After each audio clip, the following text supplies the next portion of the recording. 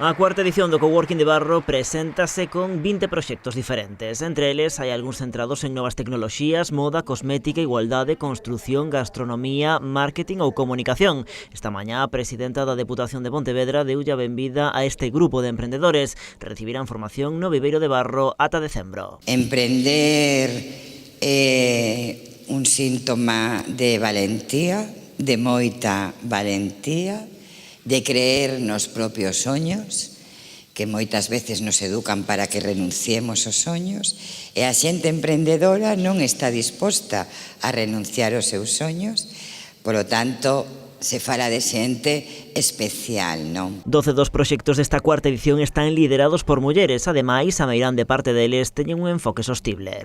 Non hai economía posible, non digo de futuro, de presente, se non ten integrados os contidos do respeto ao planeta. E é verdade, non? Hai que decilo. Estamos nunha situación moi complexa donde hai unha emerxencia climática, non podemos negar a realidade, verdad?